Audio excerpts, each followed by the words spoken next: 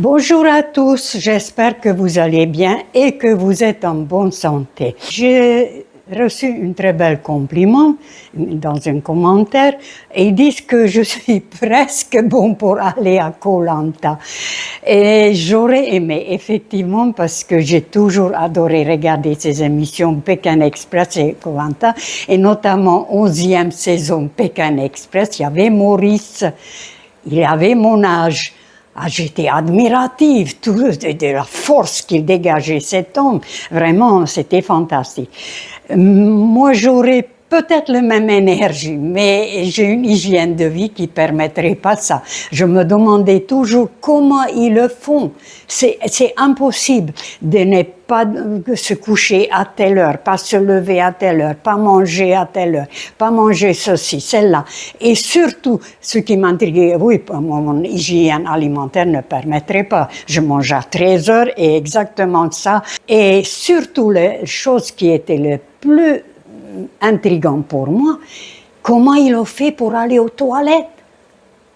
Ah, ils se sont retenus parce qu'il y avait des longues heures où je voyais qu'ils ne pouvaient pas trouver des toilettes. Alors ils se sont retenus. Donc, pour moi, de ce côté-là, ça va pas. En attendant, déjà, continuons.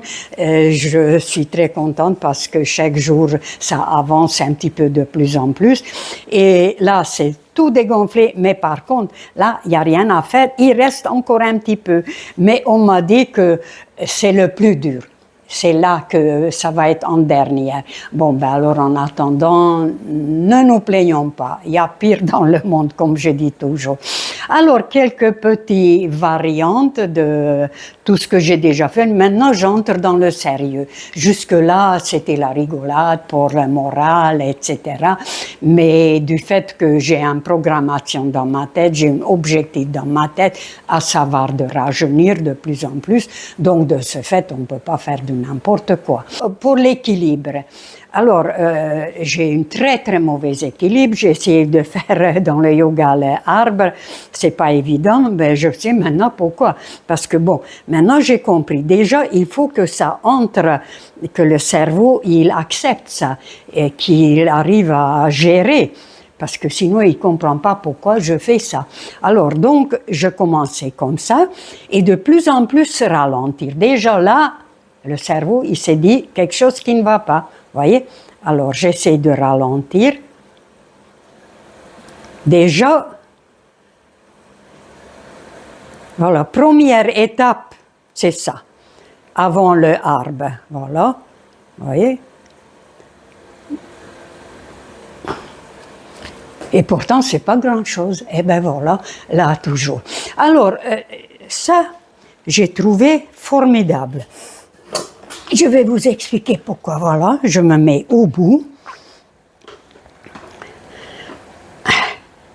Bien sûr, avec les chaussures propres, pour ne pas salir le mur. Voilà. Et voilà. Et alors là, voilà. Alors, bénéfice. Ça pousse ici, donc ça muscle automatiquement. Le dos, il est bien droit. Il y a un bien-être, probablement, les énergies circulent. Et je fais en plus ça.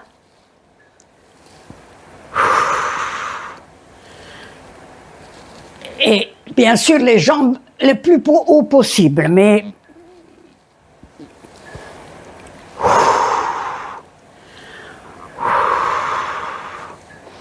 Et voilà.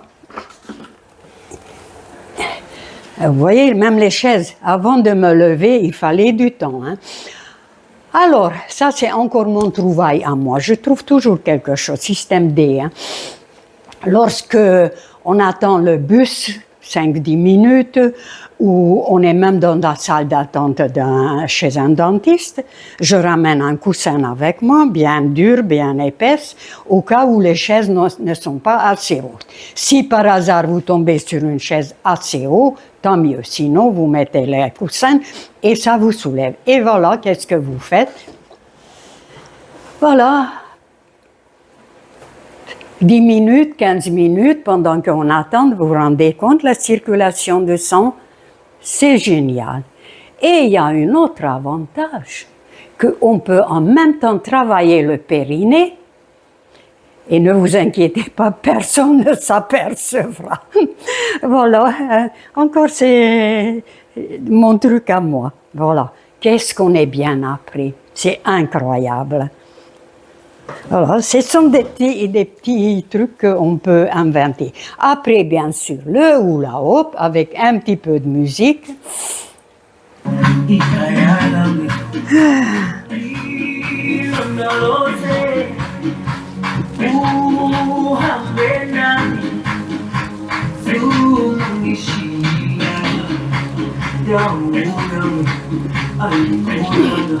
Ah, la musique n'est pas très entraînante.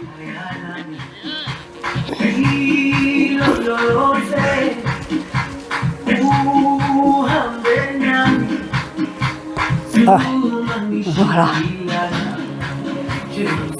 C'est Jérusalem, c'est pas tout à fait mon rythme, mais justement, j'ai dit tiens, il va falloir que je vois un petit peu qu'est-ce que je peux faire avec ça.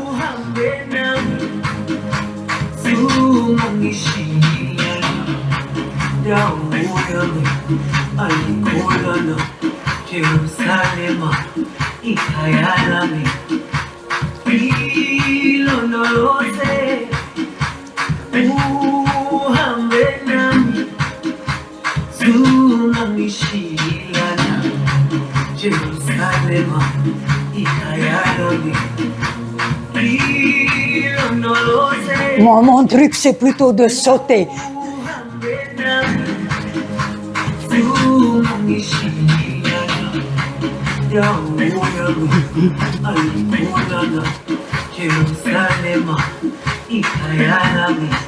Et voilà.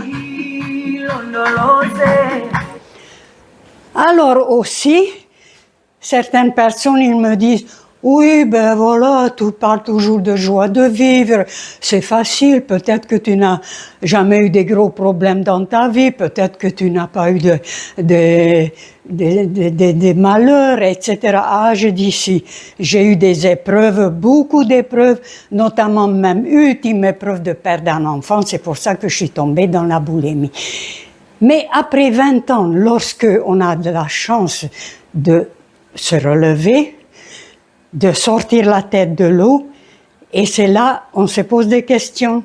Voilà, maintenant qu'est-ce qu'on fait? Qu'est-ce qu'on va faire maintenant de notre vie? Alors, soit on reste et on continue, soit on s'en va. Là, il n'y a pas de 70. Et si on reste, bon ben dans ces cas-là, on s'est dit, c'est pas pour rien que ça nous est arrivé tout ça. Donc, il y a une raison. Il y a de toute façon, toujours il y a une raison. On ne sait pas tout de suite, on le sait beaucoup plus tard.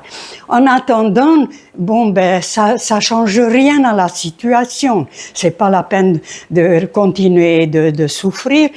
Ça ne change rien. Alors, autant d'aller en avant, une seconde vie, et alors là, absolument trouver la joie de vivre, parce que sinon, comme j'ai dit, la voiture cassée, il est réparé, mais s'il n'y a pas de moteur, pas de chauffeur dedans, ça va jamais avancer. Et qu'est-ce que c'est le moteur et chauffeur? C'est la joie de vivre. Donc, il faut impérativement trouver. Et là, la joie de vivre, on le trouve n'importe où. C'est une question de volonté, tout simplement. Voilà, bon, ben, sur ça, on continue et comme je dis toujours, la vie vaut la peine d'être vécue. Je vous souhaite une très belle journée, très bonne santé, au revoir.